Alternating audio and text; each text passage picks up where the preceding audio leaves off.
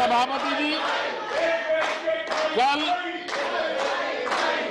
विपक्ष के हमारे वरिष्ठ साथी आदरणीय खड़गे जी ने कहा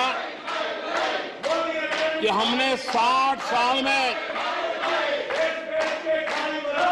मजबूत बुनियाद बना रहे, ऐसा कल आपने कहा।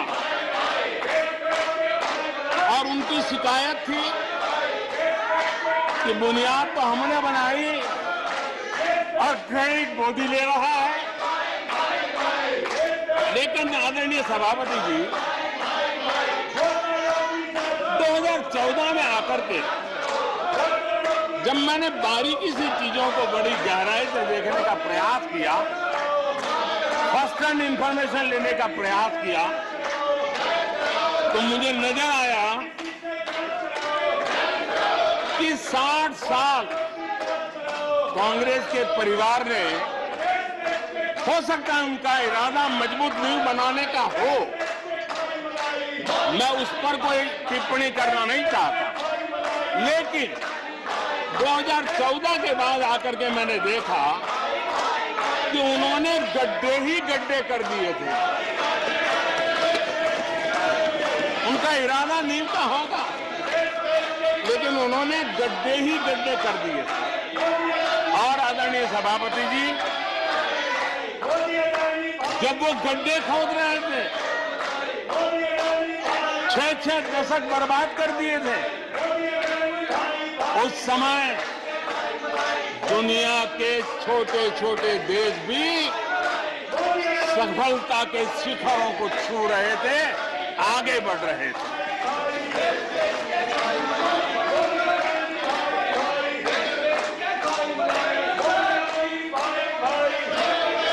आदरणीय सभापति जी, उनका तो वो साल इतना अच्छा माहौल था कि पंचायत से लेकर के पार्लियामेंट तक उन्हीं की दुनिया चलती थी। इतना देश भी अनेक आशा अपेक्षाओं के साथ आंख बंद करके उनका समर्थन करता था, लेकिन उन्होंने इस प्रकार की कार्यशैली विकसित की, इस प्रकार का कल्चर विकसित किया कि जिसके कारण वे एक भी चुनौती का परमानेंट सॉल्यूशन करने का न कभी सोचा, न कभी उनको सूझा, न कभी उन्होंने प्रयास किया।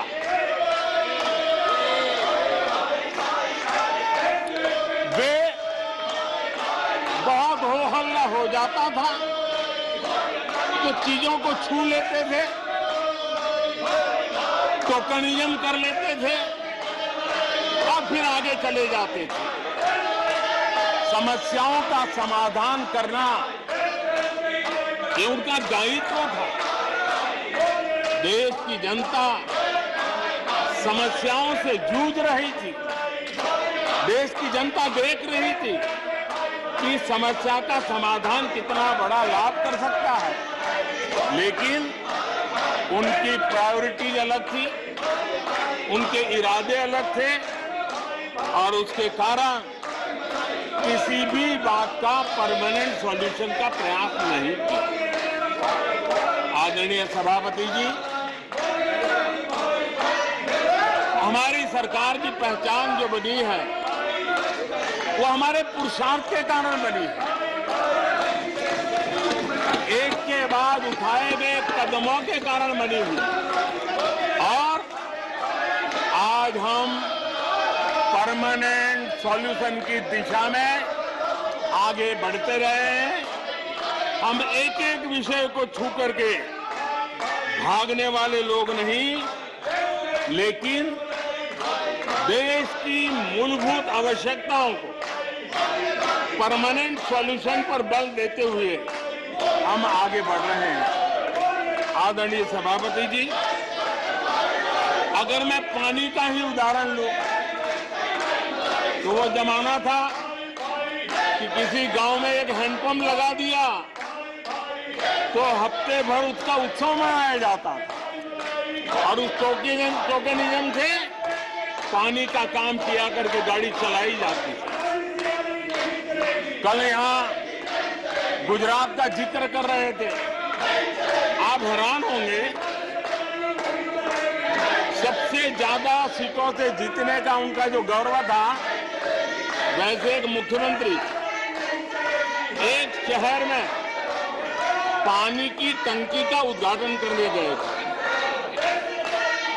और वो फ्रंट पेज पर हेडलाइन न्यूज था। यानी समस्याओं का टोकनिज्म क्या होता है, कैसे टाला जाता है, ये कल्चर देश ने देखा है। हमने भी पानी की समस्या को सुलझाने के लिए रास्ते अपनाए। हमने जल संरक्षण, जल सिंचन हर पहलू पर ध्यान दिया। हमने कैच द रेन अभियान से जनता को जोड़ा। इतना ही नहीं, आजादी के पहले से अब तक हम सरकार में आने तब तक सिर्फ 3 करोड़ घरों तक नल से जल मिलता था। आदरणीय सभापति जी, पिछले 3-4 साल में आज 11 करोड़ घरों को नल से जल मिल रहा है। भारत पानी की समस्या जो हर परिवार की समस्या होती है, जीवन में उसके बिना चल नहीं सकता और भविष्य के संभावनाओं को भी देखते हुए हमने उसके समाधान के रास्ते चुने। आदरणीय सभापति जी, मैं एक और विषय पर भी जाना चाहता हूं। Empowerment of common people.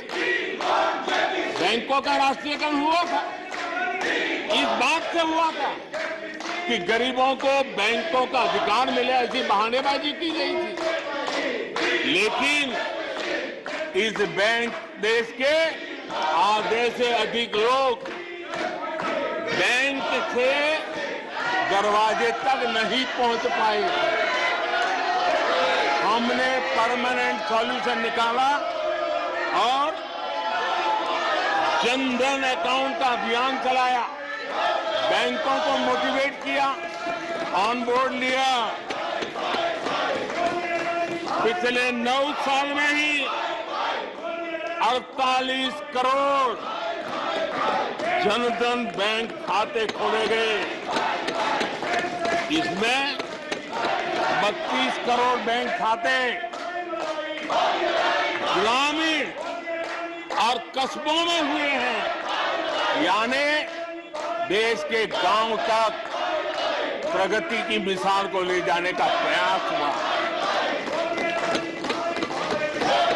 कल खड़गे जी शिकायत कर रहे थे कि मोदी जी बार बार मेरे चुनावी क्षेत्र में आते हैं। वो कह रहे थे मोदी जी कलबुर्गी आ जाते हैं। मैं जरा खड़गे जी को कहना चाहता हूं, मैं आता हूं उसकी शिकायत करने से पहले ये भी तो देखो कि कर्नाटका में 1,70,00,000 जनधन बैंक अकाउंट खुले हैं। इतना ही नहीं, उन्हीं के इलाके में कलबुर्गी में 8 लाख से ज्यादा जनधन खाते खुले हैं। अब सभापति जी बताइए, इतने बैंक के खाते खुल जाए, इतना एम्पावरमेंट हो जाए, लोग इतने जागरूक हो जाए और किसी का इतने सालों के बाद खाता बंद हो जाए तो उनकी पीड़ा मैं समझ सकता हूं।